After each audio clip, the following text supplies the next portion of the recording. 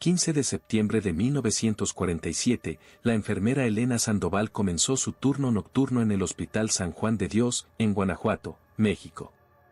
Esa noche, ella no imaginaba que se embarcaría en una aterradora travesía que desenterraría oscuros secretos escondidos en las profundidades del hospital.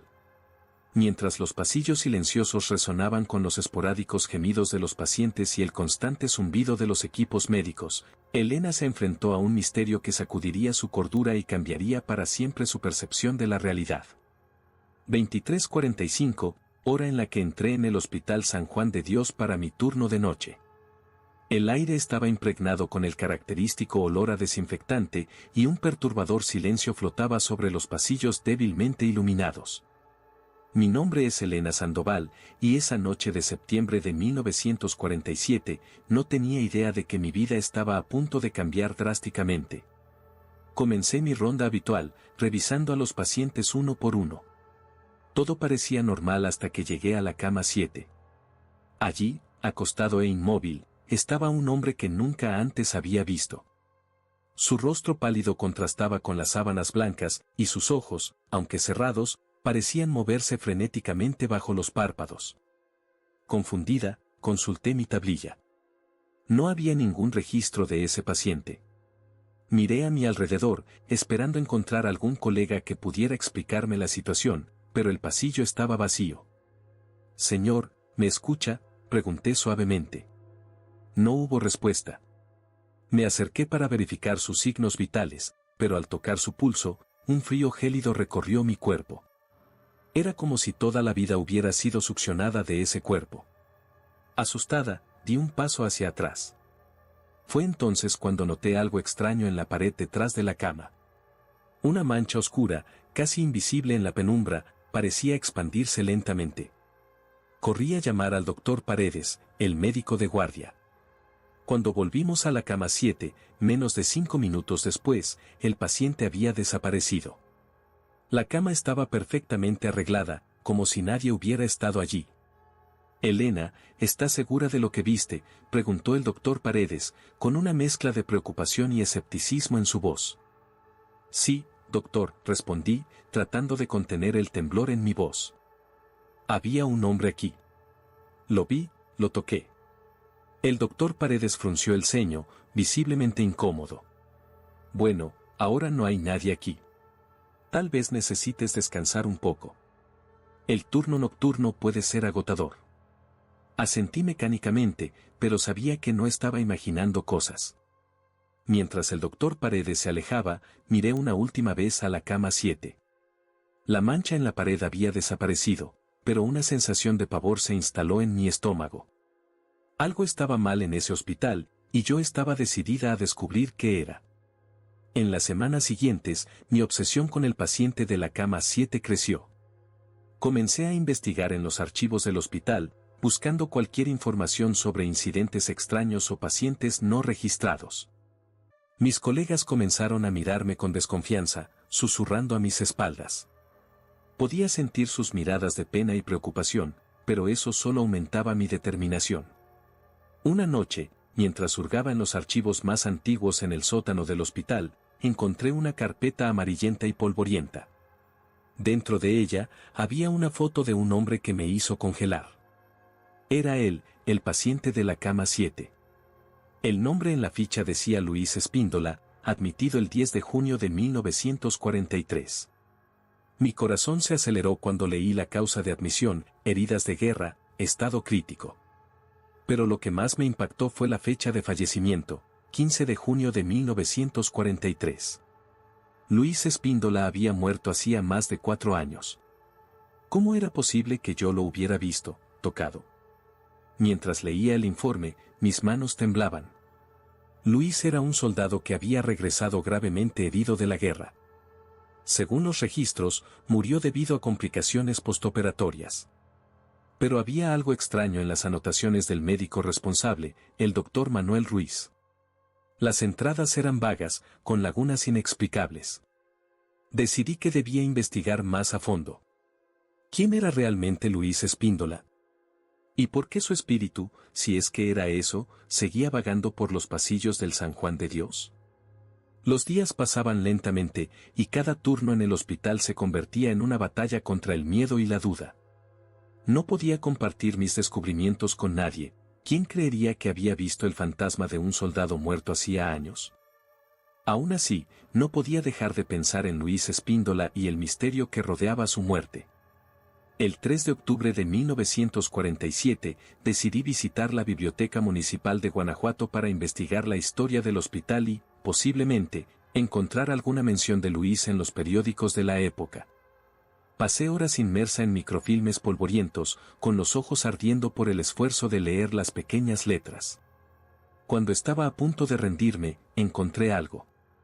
Una pequeña nota en un periódico del 20 de junio de 1943, familia cuestiona circunstancias de la muerte de veterano en el Hospital San Juan de Dios. Administración niega irregularidades. Mi corazón se aceleró. Era la primera evidencia concreta de que algo estaba mal con la muerte de Luis. Anoté los detalles frenéticamente y continué mi búsqueda. En las semanas siguientes, dividí mi tiempo entre los turnos en el hospital e investigaciones frenéticas. Descubrí que la familia de Luis había intentado demandar al hospital, alegando negligencia médica, pero el caso fue misteriosamente archivado. El nombre del doctor Manuel Ruiz aparecía repetidamente, siempre asociado con rumores de prácticas cuestionables. El 15 de octubre, durante mi turno nocturno, decidí hacer algo arriesgado. Usando la llave maestra que tenía como jefa de enfermeras del turno, entré en la oficina del director actual del hospital, el doctor Arturo Hernández.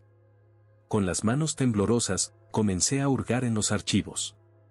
Fue entonces cuando escuché un crujido proveniente de la cama 7, al otro lado del pasillo. Me congelé, con el corazón latiendo descontrolado. Lentamente, me giré hacia la puerta. Allí, en la entrada, estaba Luis Espíndola.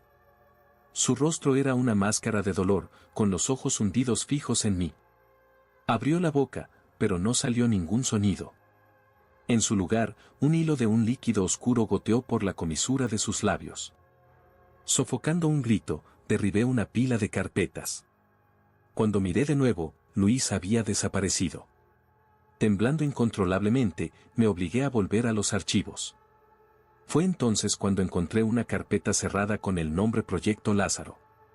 Usando toda mi fuerza, rompí la cerradura. Dentro, encontré documentos que helaron mi sangre.